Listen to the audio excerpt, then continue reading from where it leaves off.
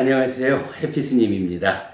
아시다시피 근본경전연구회 해피법당이 두 개의 홈페이지를 가지고 있습니다.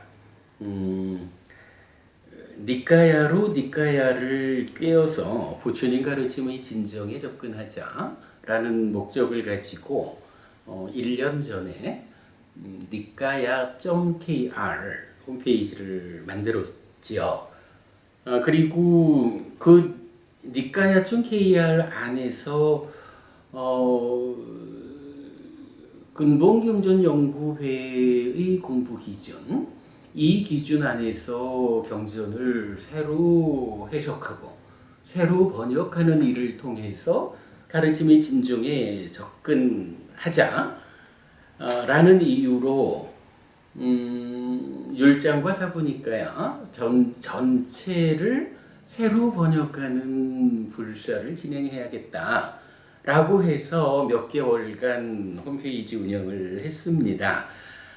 그런데 사실은 우리가 세계에서 가장 좁은 공부 영역을 가지고 있다라고는 하지만 그 좁은 공부 영역도 규모상으로는 무지하게 크지요. 그러다 보니까 니까야.kr 하나의 홈페이지 안에서 경전을 꿰는 작업과 경전을 번역하고 해석하는 이 작업을 동시에 진행하기로는 집이 너무 작다. 이런 문제가 몇 개월 진행되는 가운데 발견이 된 거죠. 그래서 작년 말부터 시작해서 금년 초에 두 번째 홈페이지 숫다.kr을 다시 만들었습니다. 여기서 숫다라는 말과 니까야라는 말이 나오는데 이런 이야기죠.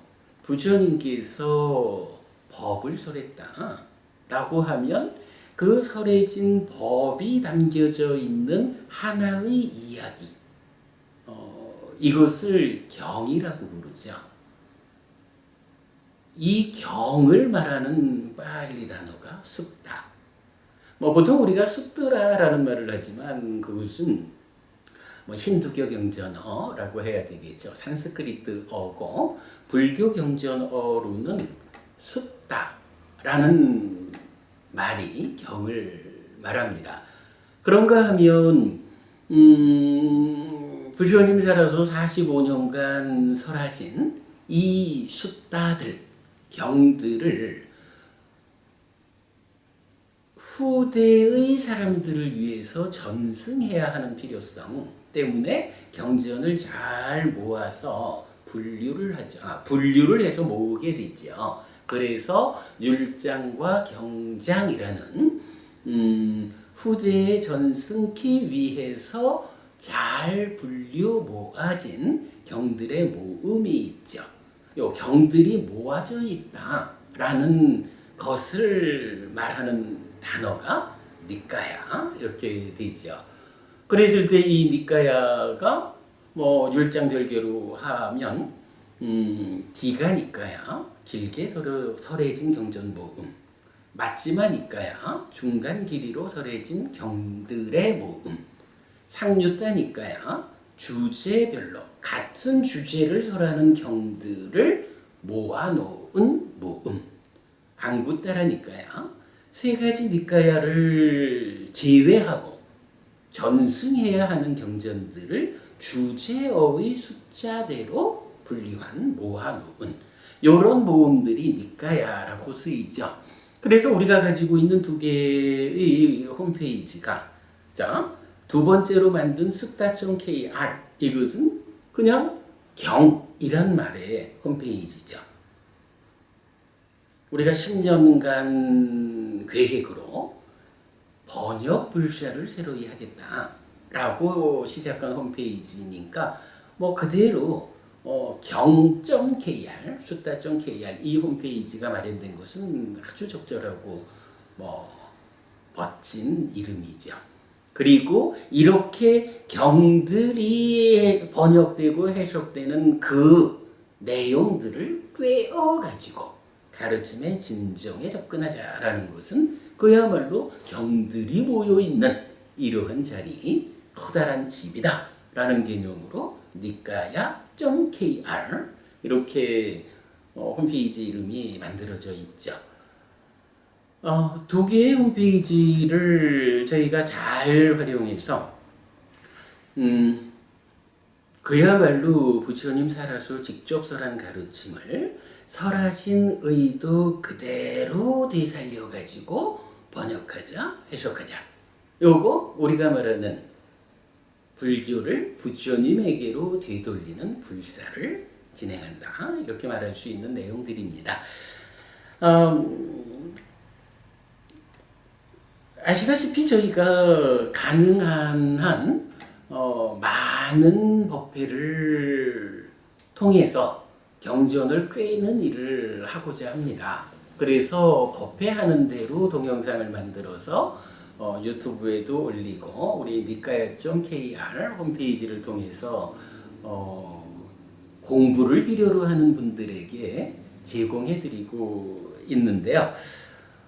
그 외에 얼마 전부터 제가 꼭 법우님들과 함께 법회의 형식을 취하지 않더라도 다양하게 우리가 관심을 가지는 따지고 보면 저의 관심이나 법우님들의 관심이나 그야말로 부처님 말씀 그대로 어떻게 하면 내가 괴롭지 않고 행복할 수 있을까? 고멸의 지향이라는 하나의 의도로 불교를 만나기 때문에 제가 가지는 관심이나 여러분들이 가지는 관심이 다르다 할 수 없을 거예요. 제가 법회를 진행하는 것과는 또 좀 다른 측면에서 관심 가는 주제별로 경전을 계속 번역해가지고 수따.kr에 올리고 있는데 때때로 그 중에서 조금은 그래도 경전을 제가 읽어가면서 약간의 설명을 곁들여 드리면 법우님들께 도움이 되겠다라는 그런 경전들을 선택해서 이렇게 혼자 앉아가지고 경전을 약간의 설명이 곁들여진 상태로 읽어드리는 이런 시간을 가지고 있습니다. 오늘 그런 이유에서 제가 요즘 관심을 가지고 새로 번역한 경전들의 모음을 소개해 드리려고 합니다. 어찌 보면 불교 교리 중에 좀 어려운 내용에 속하지 않을까라고 말할 수도 있겠지만 많은 분들이 관심 가지는 주제가 십사무기라는 것이 있어요. 여기서 14라는 것은 14을 말하는 게 아니죠. 10가지 건 이거죠. 일사자를 써서 10가지 사건에 대해서 무기, 설명하지 않음 이런 주제죠. 사실은 14무기라고 하면 사람들이 10가지 부처님이 대답하지 않는 질문 이렇게 이해하기도 하지만 여기서 무기라는 것을 대답하지 않는다라고 이해하는 것은 좀 적절치가 않아 보여요. 경전에 따라서 부처님은 이렇습니까? 라고 질문하면 나는 그렇게 설명하지 않습니다. 라고 답을 해요. 이거다 저거다의 답을 하는 거하고는 다르게 당신이 말하는 그런 방법으로 나는 설명하지 않습니다. 라고 대답을 하기 때문에 10가지에 대답하지 않음이라고 이해하는 것보다는 설명하지 않는 건 10가지 이렇게 우리가 이해하는 게 좋을 것 같아요. 니까야 전반적으로 이런 부처님께서 설명하지 않는 10가지 주제는 아주 많이 나타납니다. 그러고 이 주제를 이 주제를 설하는 경전 모음 상유따로도 2개의 상유따가 집중되어서 이 내용을 말해주고 있는데요. 자, 오늘은 그 중에 상류타니까야 44번 상류타.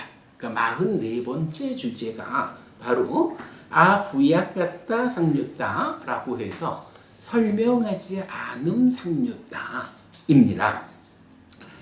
이 상류타에는 11개의 경이 들어있어요. 제가 앞으로 좀 시간을 가지고 부처님께서 설명하지 않은 것들, 이 주제와 관련해서 좀 상세한 설명을 드리고자 합니다. 그러한 주제 중에 오늘 시작하는 자리로는 뭐니 해도 우리가 어떤 주제를 보자라고 하면 그 주제에 대해서 부처님은 어떤 경들을 설하셨는가라고 주제에 맞는 경전들을 모아보는 것이 첫 번째 순서죠. 우리가 어떠한 주제든지 경을 통해서 답을 찾자라고 하면 그 주제와 관련한 부처님의 확정적 결론을 만날 수 있지만 경을 통하지 않고 다른 방법으로 그 주제에 대한 답을 찾아보자라고 하면 참 조심스러워집니다. 그 경우에는 나는 답을 찾았는지 모르지만 부처님이 주는 답하고 부처님의 의도하고는 다른 형태의 답을 찾을 수도 있다라는 것 때문에 아주 위험하다라는 부분을 말씀드리고 싶어요. 이건 그러한 이유 때문에 오늘은 부처님께서 설명하지 않는 10가지 건과 관련한 좀 커다란 몇 번의 수업을 통해서 알려드릴 그 공부의 첫 시간 시작으로 44번 상류타에 속한 11개의 경전을 간략한 소개만 담아가지고 간략한 설명만 담아서 읽어드리는 소개하는 시간으로 진행하도록 하겠습니다. 자, 호부님 제가 오늘 드린 자료 같이 보도록 하겠습니다.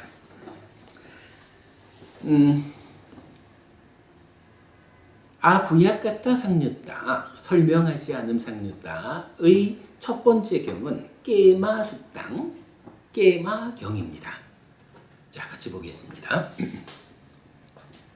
한때 세조는 사와티에서 제타와나의 아나타핀디카 사원에 머물렀다. 그때 꼬살라에서 돌아다니며 사는 케마 비구니는 사와티와 사케타의 사이 또라나 와투에 도착해서 체류하였다. 그때 사케타에서 사와티로 가던 빠세나디 꼬살라 왕도 사와티와 사케타의 사이 또라나 와투에서 하룻밤을 체류하기 위해 도착했다. 그때 빠세나디 꼬살라 왕은 어떤 사람을 불렀다. 오라, 여보게, 그대는 또라나 와투에서 오늘 내가 방문할 만한 사문이나 바라문을 알고 있는가? 알고 있습니다, 왕이시여 라고 빠세나디 꼬살라 왕에게 대답한 뒤에 또라나 와투를 거의 전부 둘러보았지만 그 사람은 빠세나디 꼬살라 왕이 방문할 만한 사문이나 바라문을 찾지 못했다. 그 사람은 깨마 비구니가 또라나 와투에 도착해서 체류하는 것을 보았다. 보고 나서 빠세나디 꼬살라 왕에게 갔다. 가서는 빠세나디 꼬살라 왕에게 이렇게 말했다. 사실은 여기서는 꼬살라라는 당시 인도의 가장 큰 두 나라 중에 하나죠. 마가다국과 꼬살라국. 이 가장 강력한 나라의 왕, 빠세나디 왕이죠. 이 왕이 자기 신하한테 내가 오늘 누굴 좀 만나면 좋겠느냐? 누가 좀 있느냐? 라고 질문을 했을 때 어찌 보면 질문을 받은 부하 입장에서는 제가 한번 알아보겠습니다. 이렇게 말을 해야 되겠죠. 근데 왕에 대한 신하의 어떤 입장이랄까? 그러니까 자기가 사실 아직 알고 있지는 못하지만 그렇습니다. 왕이시여. 예, 제가 알고 있습니다. 이렇게 먼저 대답부터 해놓고 찾아다닌 거죠. 그랬는데 다 돌아봐도 사문 바라문이 찾아지지가 않았죠. 그런데 물론 꼭 비구만 사문이라고 할 것이냐 이렇게 말할 수 있겠지만 어쨌든 경에서는 케마 비구니를 찾게 되죠. 이건 문맥상으로는 비구니인 케마 비구니는 사문 바라문에 속하지 않은 것으로 이렇게 나타나는 점을 볼 수는 있는데 이건 그렇게 대답하고 넘어간 겁니다. 자, 그래서 꼬살라 왕에게 이렇게 말하죠. 왕이시여, 또라나와투에 왕께서 방문할 만한 사문이나 바라문은 없습니다. 그러나 왕이시여, 그분 세존 아라칸 정등각의 여자 제자인 케마라는 이름의 비구니가 있습니다. 그분에게는 이런 좋은 명성이 있습니다. 현명한 분, 달성한 분, 슬기로운 분, 많이 배운 분, 분명하게 말하는 분, 잘 이해하신 분이라고. 왕께서는 그분을 방문하십시오. 그러자 파세나디 꼬살라 왕은 케마 비구니에게 갔다. 가서는 케마 비구니에게 절한 뒤 한곁에 앉았다. 한곁에 앉은 파세나디 꼬살라 왕은 케마 비구니에게 이렇게 말했다. 스님, 열애는 죽은 뒤에 존재합니까? 대왕이여, 열애는 죽은 뒤에 존재한다라는 것을 세존께서는 설명하지 않았습니다. 스님, 그러면 열애는 죽은 뒤에 존재하지 않습니까? 대왕이여, 열애는 죽은 뒤에 존재하지 않는다라는 것도 세존께서는 설명하지 않았습니다. 스님, 그러면 열애는 죽은 뒤에 존재하기도 하고 존재하지 않기도 합니까? 대왕이여, 열애는 죽은 뒤에 존재하기도 하고 존재하지 않기도 한다라는 것도 세종께서는 설명하지 않았습니다. 스님, 그러면 열애는 죽은 뒤에 존재하는 것도 아니고 존재하지 않는 것도 아닙니까? 대왕이여, 열애는 죽은 뒤에 존재하는 것도 아니고 존재하지 않는 것도 아니다 라는 것도 세종께서는 설명하지 않았습니다. 자, 요게 이제 파세나디 꼬살라 왕하고 케마 비구니의 첫 번째 대화입니다. 저는 여기서 두 가지를 우선 우리가 짚어보고 가야 할 것 같아요.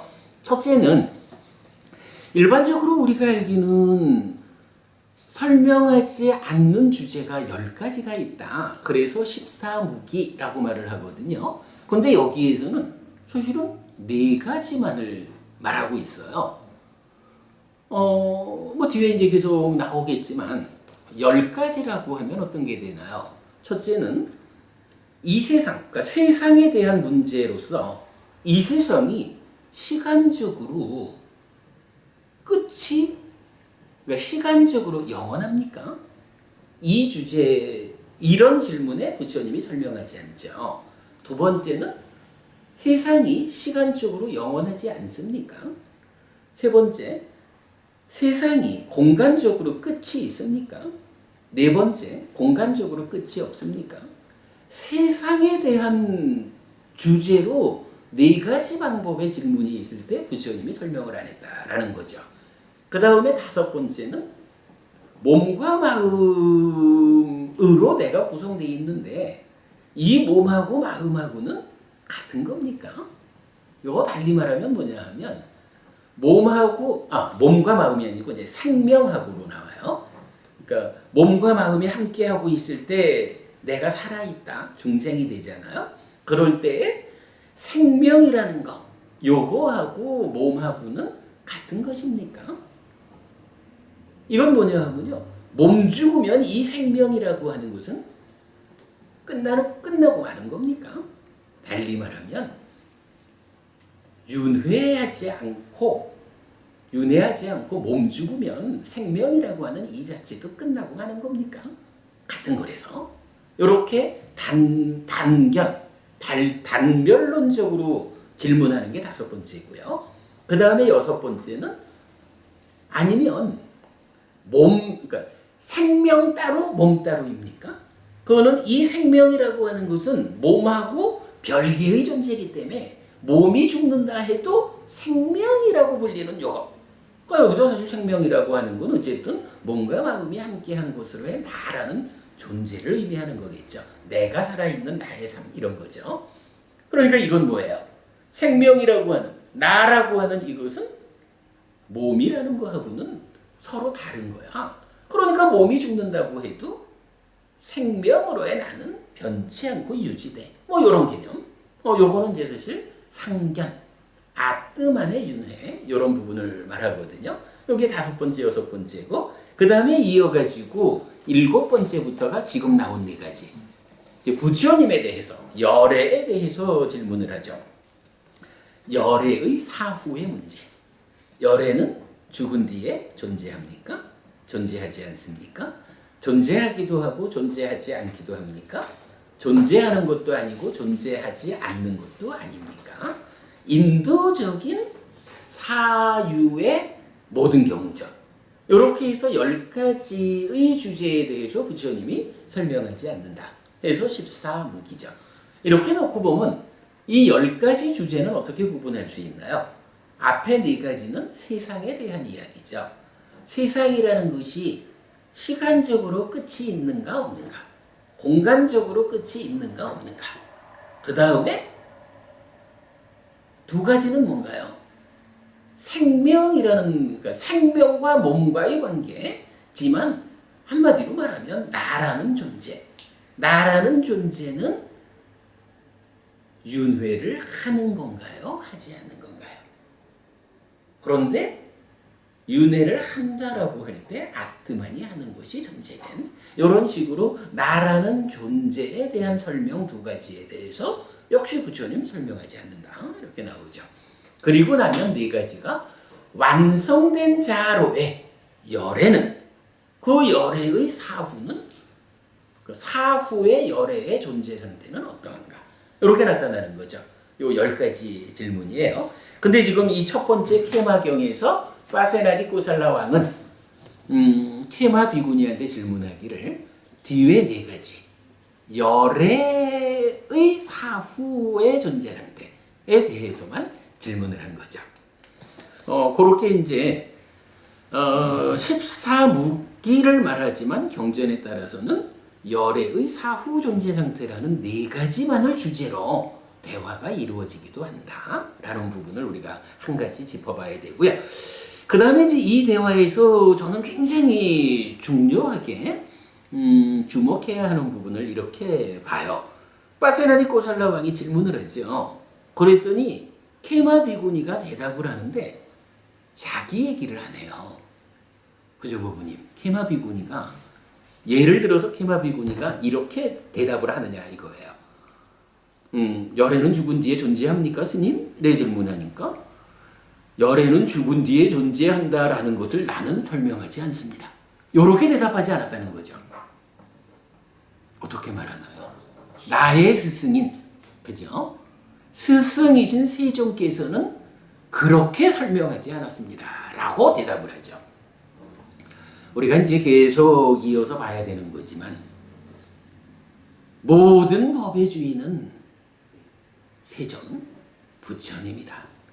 제자인 우리 입장에서는 나는 이렇게 생각합니다. 라고 우리 삶에 대한 고와 고멸에 관한 존재와 관한 어떠한 주제에 대해서도 우리가 내세워야 되는 것은 무엇이냐? 나는 이렇게 생각합니다. 이거 아니라는 거예요.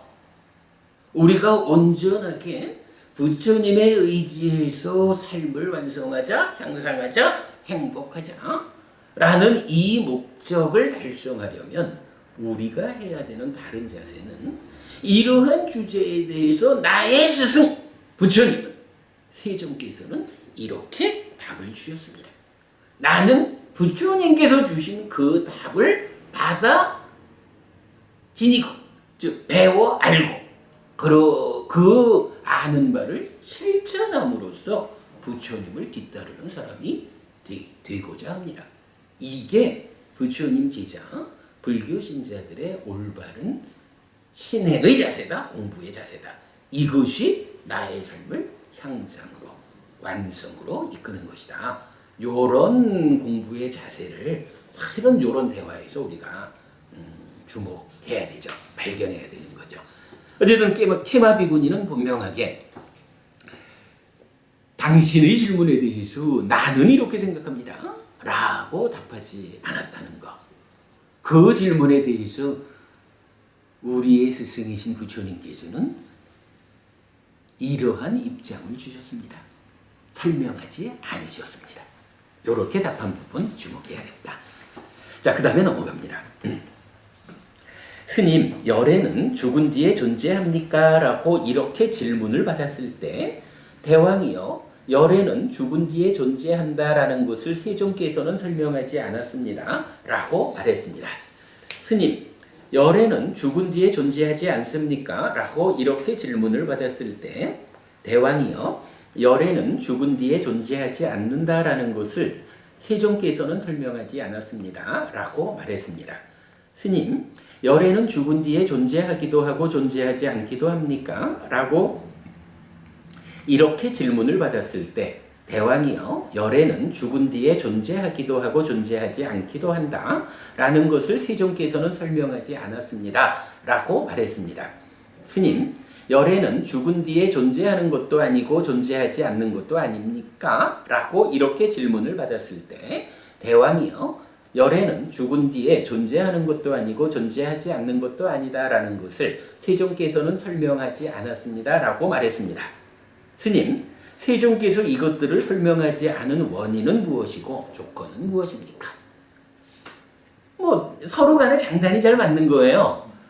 질문을 하니까 케마비군이는 내 생각은 이래요 라고 말하지 않고 부처님께서는 이러하셨습니다 라고 답을 하니까 이제 파세나디 고살라 왕은 다시 받아가지고 제가 스님한테 이렇게 질문을 하니까 스님은 이렇게 세존에 설명하지 않음으로써 답을 주셨습니다. 그렇다면 이제 스님께서 이렇다가 아니고 부처님께서 이런 주제에 대해서 설명하지 않았다라는 데에는 무슨 원인, 무슨 조건이 있습니까? 라고 부처님의 의도를 질문하게 되는 거죠. 사실은 이게 출제가를 막론한 불교 신자들 간에 대화하는 방법이죠. 우리 부처님께서는 어찌하셨을까요? 내가 잘 모르겠는데요. 스님께서 아니면 선배님께서 부처님이 어떤 의도로서 이런 말씀을 하셨는지 저에게 좀 알려주십시오. 그죠? 당신의 의도를 알려주십시오. 라고 묻지 않는 거예요. 부처님은 왜 이렇게 말씀하셨을까요? 부처님의 의도를 대화의 기준으로 삼아야 한다. 네, 이런 개념 아주 중요하게 우리가 발견해야 되죠. 대왕이요, 그렇다면 여기서 내가 그것을 되물을 것입니다. 좋으시다면 그대에게 좋아 보이는 대로 그것을 설명하십시오. 대왕이요, 그대는 이것을 어떻게 생각합니까? 이렇게 이만큼의 모래가 있다거나 이렇게 이만큼의 100배의 모래가 있다거나 이렇게 이만큼의 1000배의 모래가 있다거나 이렇게 이만큼의 10만 배의 모래가 있다라고 강과 강의 모래를 헤아리는 것이 가능한 회계나 경리나 계산하는 자가 누구라도 그대에게 있습니까? 가장 강력한 나라의 왕이니까 보좌하는 신하들이 많잖아요. 근데 그 신하들을 통틀어봐서 한번 찾아봅시다. 강과 강, 인더스강이거든요. 아니죠. 겐지스강이죠. 겐지스강이죠. 우리 한강, 낙동강변에 있는 그 모래의 숫자를 헤아려 보자 라고 해도 이게 헤아리기 어렵잖아요. 겐지스강이 훨씬 더 크잖아.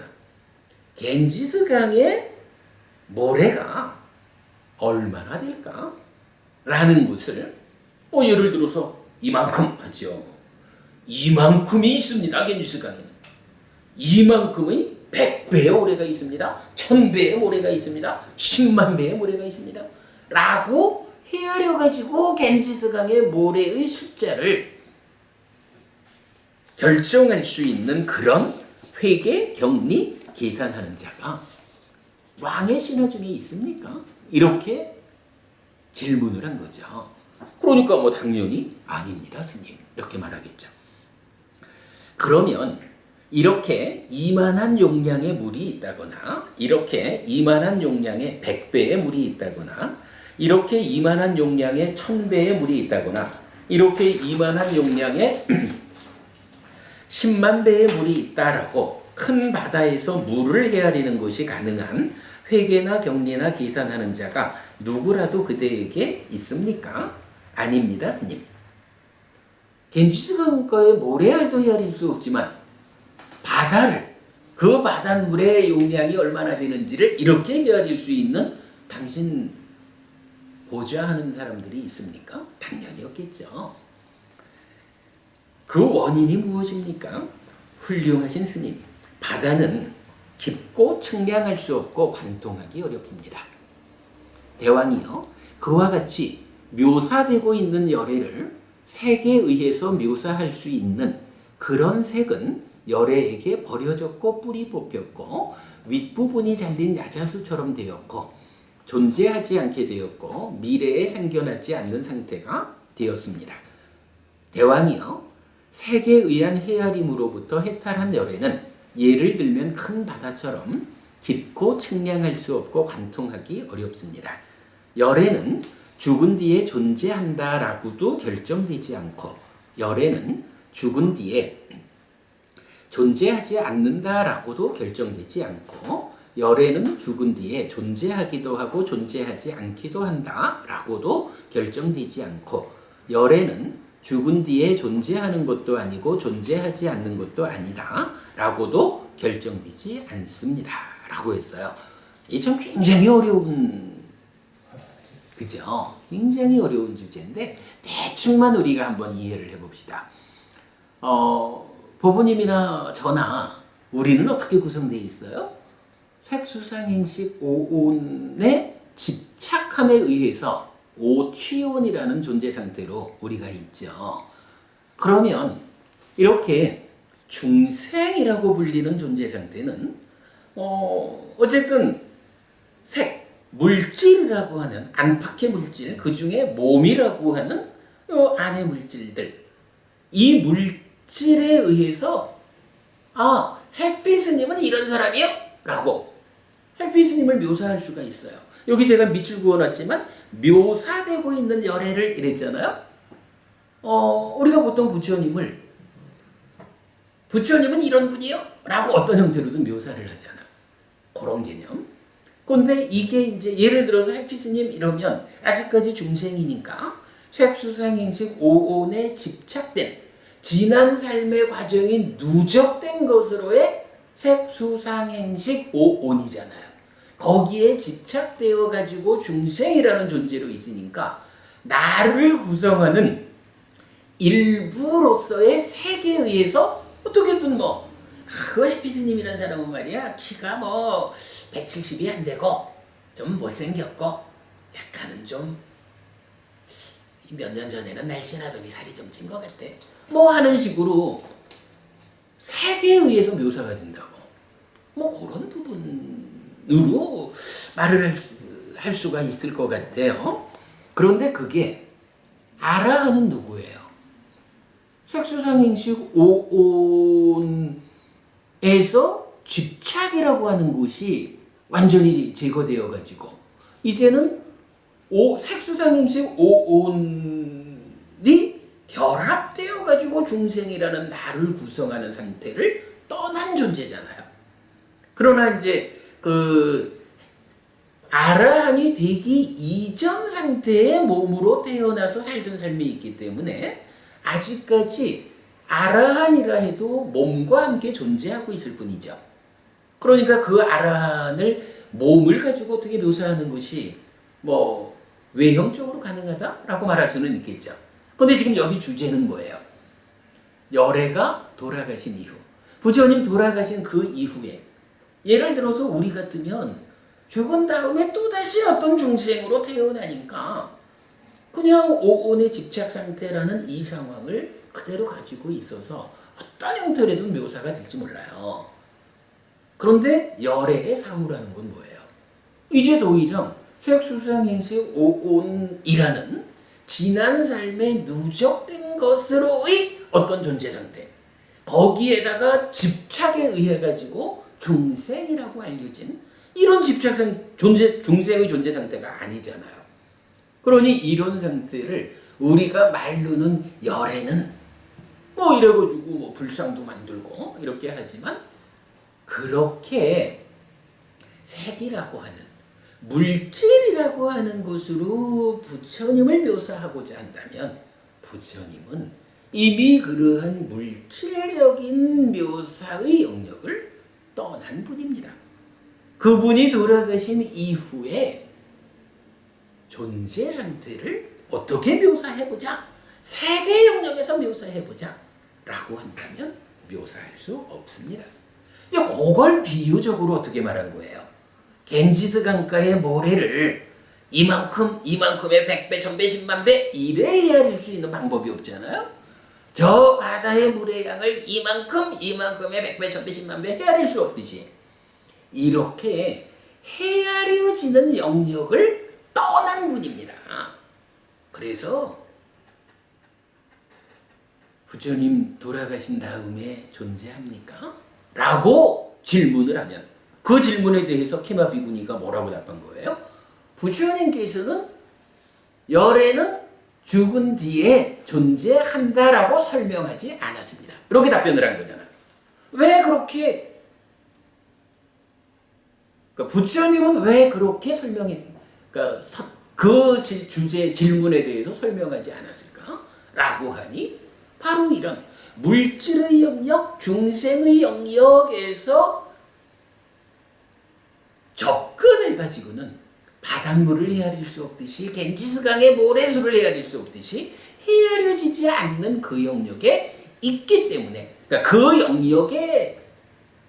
그 영역이기 때문에 헤아려지는 영역을 떠났기 때문에 부처님께서는 그 질문에 대해서 설명하지 않은 것입니다. 이렇게 좀 답변을 하는 거죠. 헤아려지는 영역을 떠났다.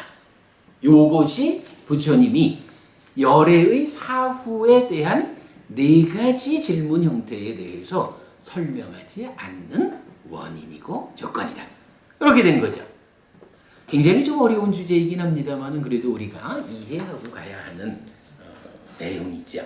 자, 그 다음에 이제 계속해서 이어보면 묘사되고 있는 열애를 수에 의해서 묘사할 수 있는 그런 수는 열애에게 버려졌고 뿌리 뽑혔고 윗부분이 잘린 야자수처럼 되었고 존재하지 않게 되었고 미래에 생겨나지 않는 상태가 되었습니다. 대왕이여 수에 의한 헤아림으로부터 해탈한 열애는 예를 들면 큰 바다처럼 깊고 측량할 수 없고 관통하기 어렵습니다. 열애는 죽은 뒤에 존재한다라고도 결정되지 않고 열애는 죽은 뒤에 존재하지 않는다라고도 결정되지 않고 열애는 죽은 뒤에 존재하기도 하고 존재하지 않기도 한다라고도 결정되지 않고 열애는 죽은 뒤에 존재하는 것도 아니고 존재하지 않는 것도 아니다라고도 결정되지 않습니다. 아무래도 색만 가지고 열애를 말할 수 이런 존재 상태를 말하는 건 아니죠. 어쨌든 중생의 영역을 떠난 분이기 때문에 묘사될 수 없다, 설명될 수 없다라는 것으로 답을 하는 거기 때문에 색수장행식 5원에 대해서 동일하게 반복이 되겠죠. 그리고 그런 이유 때문에 이제 케마 비구니의 답변은 그러기 때문에 그 4가지 질문 어느 것으로도 부처님의 사후 상태가 결정되지 않습니다. 라고 대답을 하는 거죠. 묘사되고 있는 열애를 상에 의해서 묘사할 수 있는 내지 묘사되고 있는 열애를 행들에 의해서 묘사할 수 있는 그런 행들은 열애에게 버려졌고 뿌리 뽑혔고 윗부분이 잘린 야자수처럼 되었고 존재하지 않게 되었고 미래에 생겨나지 않는 상태가 되었습니다. 대왕이여 행들에 의한 헤아림으로부터 해탈한 열애는 예를 들면 큰 바다처럼 깊고 측량할 수 없고 관통하기 어렵습니다. 열애는 죽은 뒤에 존재한다라고도 결정되지 않고 열애는 죽은 뒤에 존재하지 않는다라고도 결정되지 않고 열애는 죽은 뒤에 존재하기도 하고 존재하지 않기도 한다라고도 결정되지 않고 열애는 죽은 뒤에 존재하는 것도 아니고 존재하지 않는 것도 아니다 라고도 결정되지 않습니다. 묘사되고 있는 열애를 식에 의해서 묘사할 수 있는 그런 식은 열애에게 버려졌고 뿌리 뽑혔고 윗부분이 잘린 야자수처럼 되었고 존재하지 않게 되었고 미래에 생겨나지 않는 상태가 되었습니다. 대왕이여 식에 의한 헤아림으로부터 해탈한 열애는 예를 들면 큰 바다처럼 깊고 측량할 수 없고 관통하기 어렵습니다. 열애는 죽은 뒤에 존재한다 라고도 결정되지 않고 열애는 죽은 뒤에 존재하지 않는다 라고도 결정되지 않고 열애는 죽은 뒤에 존재하기도 하고 존재하지 않기도 한다 라고도 결정되지 않고 열애는 죽은 뒤에 존재하는 것도 아니고 존재하지 않는 것도 아니다 라고도 결정되지 않습니다. 자, 여기까지 이제 찰수상행시 5온 모두에 대해서 반복해서 답변을 하죠. 그러자 빠세나디 꼬살라 왕은 케마 비구니의 말씀을 즐거워하고 감사한 뒤에 자리에서 일어나 케마 비구니에게 절하고 오른쪽으로 돈 뒤에 돌아갔다. 그리고 빠세나디 꼬살라 왕은 나중에 세존에게 갔다. 가서는 세존에게 절한 뒤 한곁에 앉았다. 한곁에 앉은 빠세나디 꼬살라 왕은 세존에게 이렇게 말했다. 대덕이시여, 열애는 죽은 뒤에 존재합니까? 대왕이여, 열애는 죽은 뒤에 존재한다라는 것을 나는 설명하지 않습니다.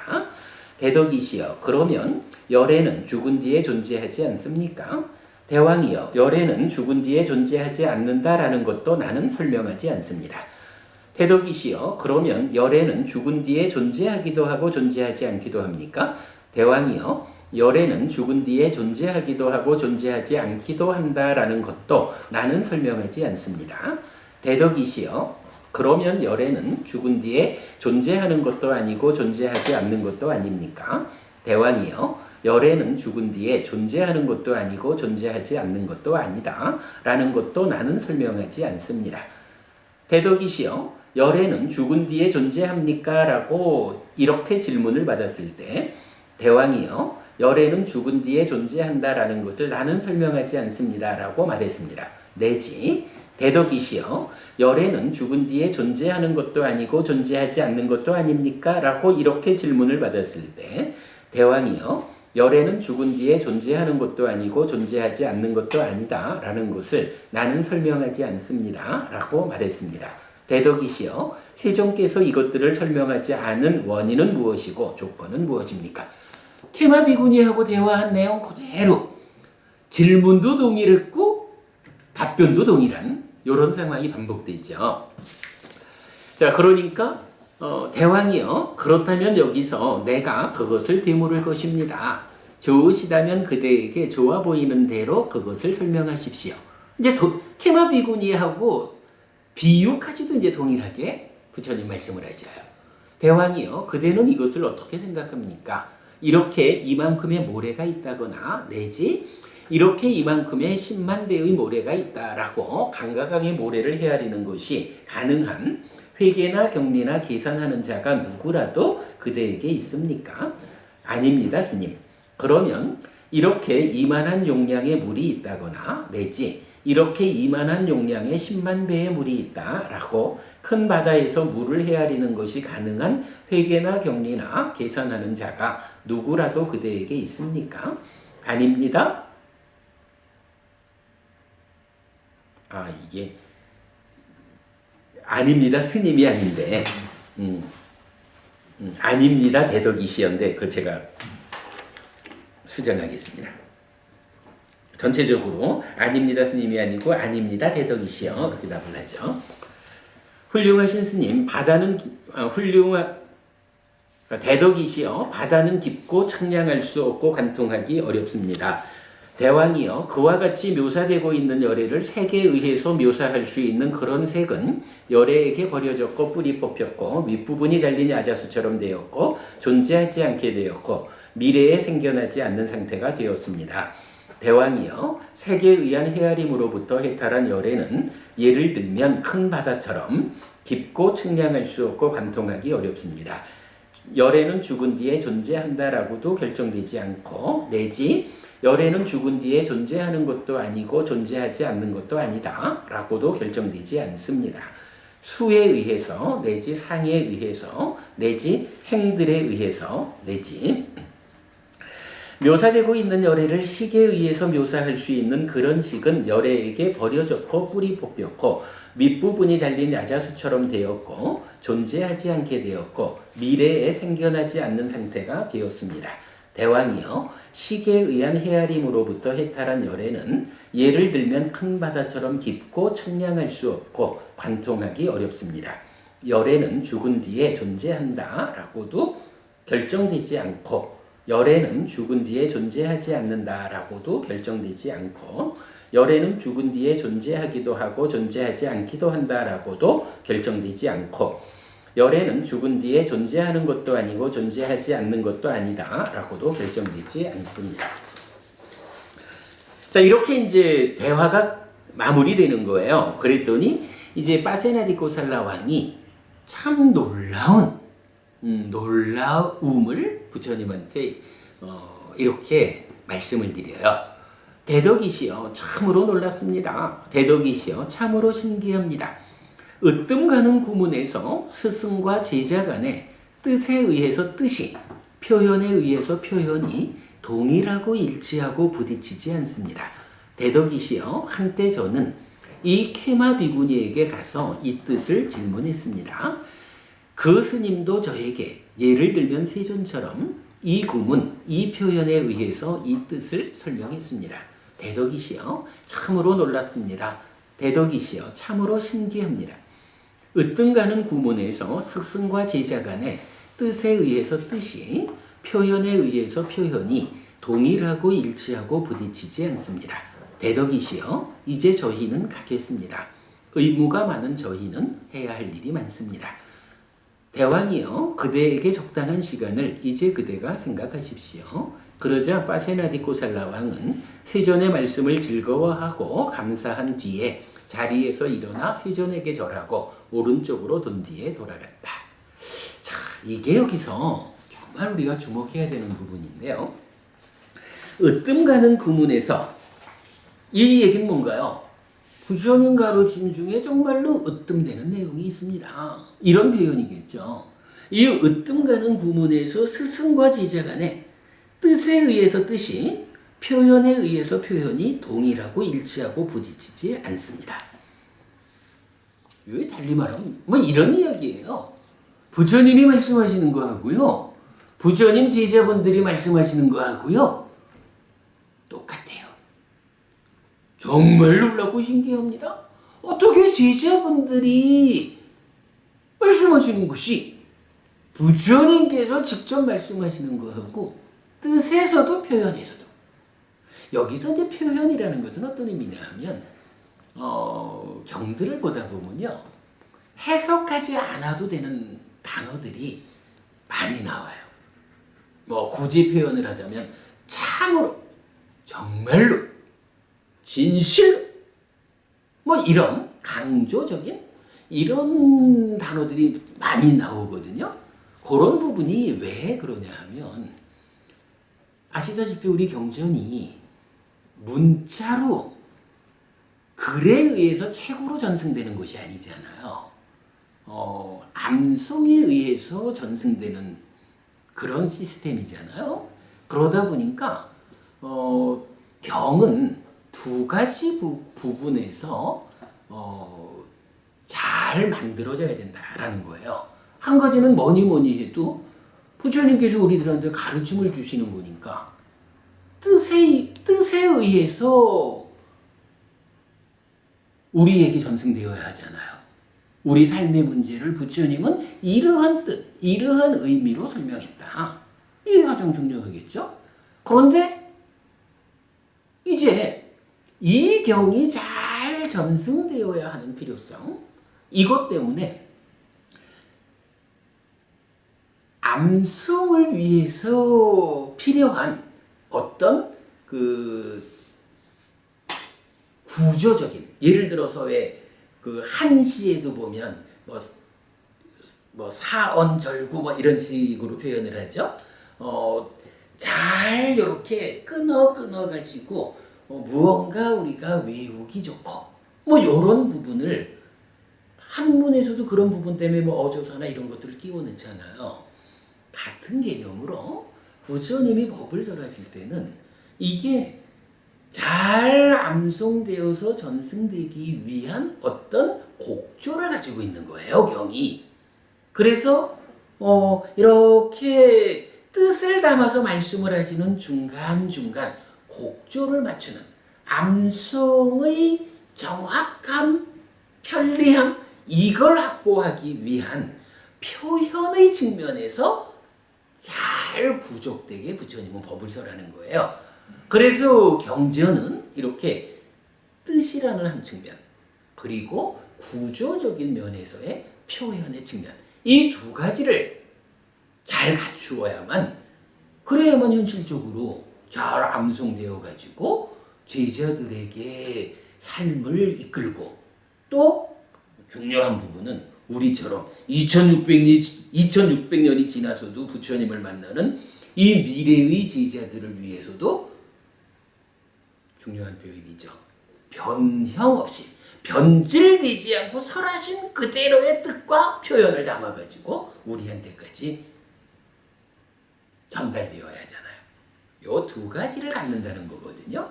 그래서 이제 바로 이런 표현, 뜻에 의해서 뜻이, 표현에 의해서 표현이, 두 가지 모두가 부처님하고 제자들한테 똑같아요. 동일하고 일치하고 부딪히지 않아요. 동일하다, 일치한다라는 건 뭐 같다 이 말이죠. 부딪히지 않는다라는 거, 이건 어떤 의미인가요?